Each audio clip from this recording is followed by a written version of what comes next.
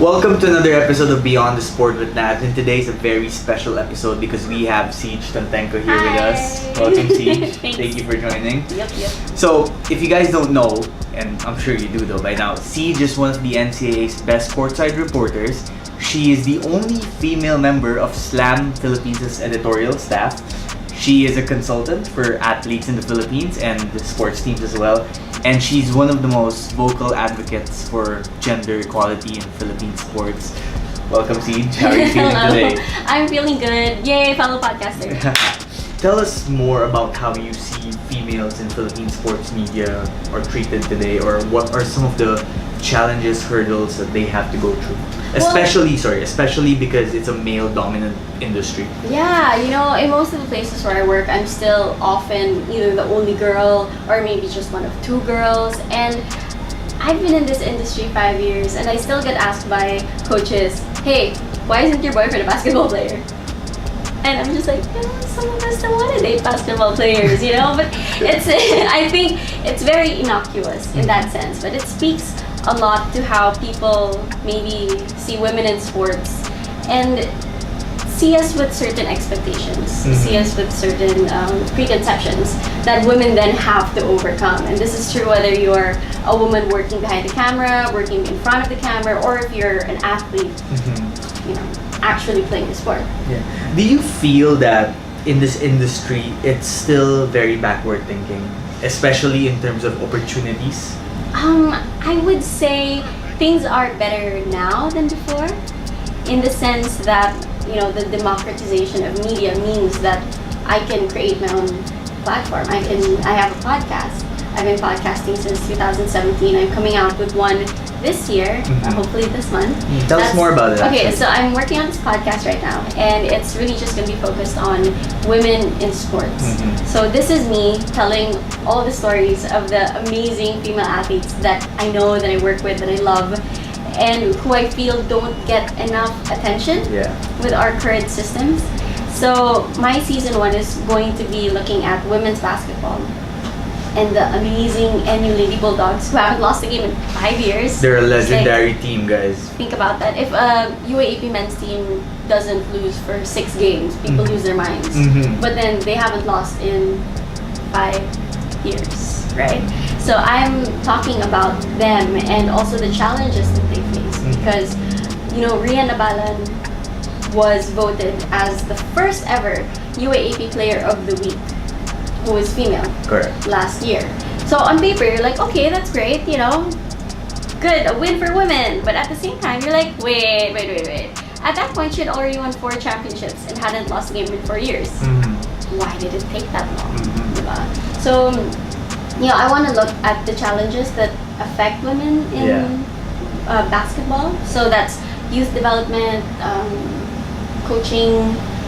How hard is it to find a camp if you're a young girl? Correct. Are there people who tell you that you shouldn't play basketball because your arms are going to get big or whatever? How are we being covered as opposed to the male counterparts? And all the while, how do women overcome it? So like my podcast is going to be for everyone who has ever wondered what it would be like to be better. And I want to in particular, I want young girls to sort of listen to this and think, you know what, I want to fight it. Correct. I'm sure you yourself, you've had your fair share of challenges. Maybe you can share some, like what are some of the obstacles that you have gone through that you hope down the line won't be present anymore? I think because the industry is still so male dominated, you still have a lot of people who are just not used to having a girl around, or who are not used to having this specific type of girl around. Because of my background, because I wasn't raised in sports, I think I have a tendency to question structures a lot. So, for example, if people tell me, women who are athletes don't get as much coverage because people don't care as much, that's just how it is. Then my standard response is always like, well, why don't they care as much? Maybe just because they don't see them enough. I speak to members of the NU Lady Bulldogs, and they say things like, I hadn't even seen a women's basketball game on TV until I was in high school. And if only I had seen it sooner, then maybe I could have gotten into basketball sooner. Correct. Or, you know, you have Jack Animam, who's the MVP, the finals MVP of the recent UAP women's tournament. And she's like, you know, I almost never played basketball because I was scared that people would tease me because it's a boys' sport, you know. And so I'm more likely to see those things and be like, we could change that. and so when you, I suppose, try to bring in these new ideas, sometimes it makes your life a bit harder because you're not what people expect.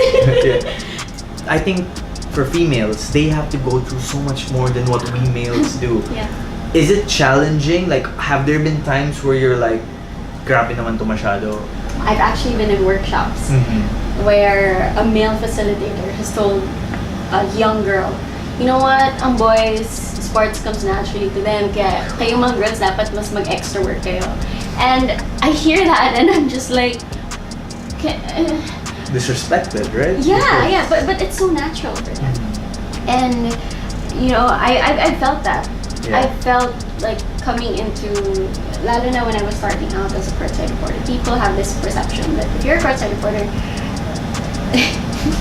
you're gonna get a tall boyfriend. Exactly, tall, dark, and handsome. Yeah, tall,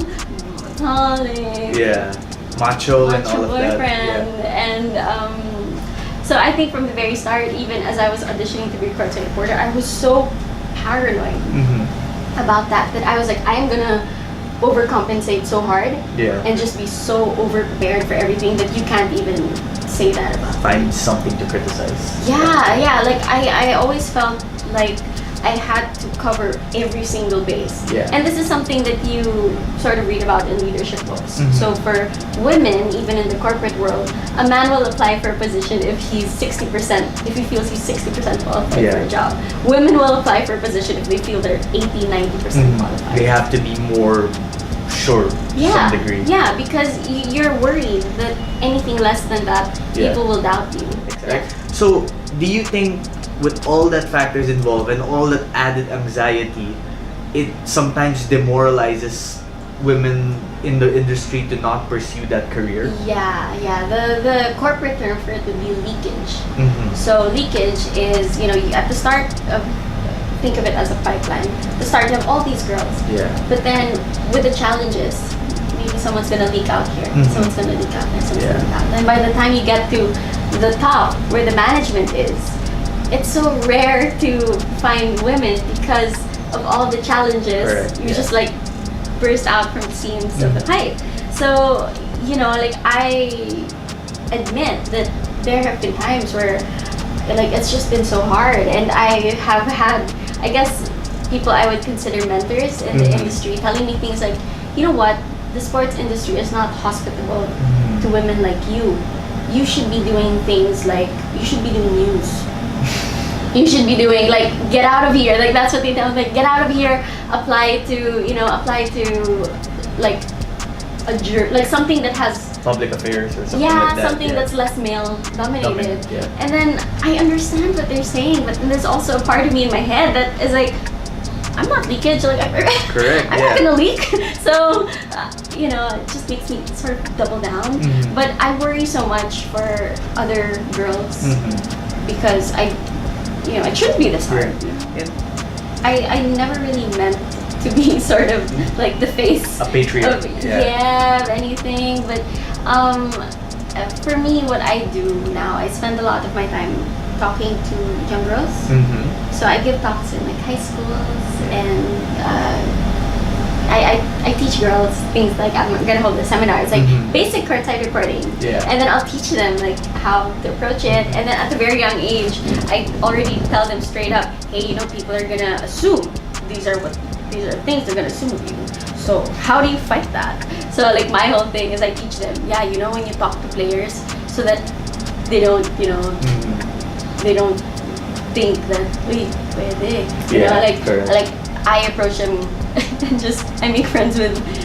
I let them know if I'm friends with their girlfriends and stuff. Exactly. You know, like, "Oy, nani mo kusog ko kanina," sabi niya sa akin. And like, no one will hit on you, you know, their mom. Exactly. So Women I like tell you girls. aren't there to find boyfriends. They're there to do their job, right? You never ask that of men who are covering women's Exactly. stories. Perfect.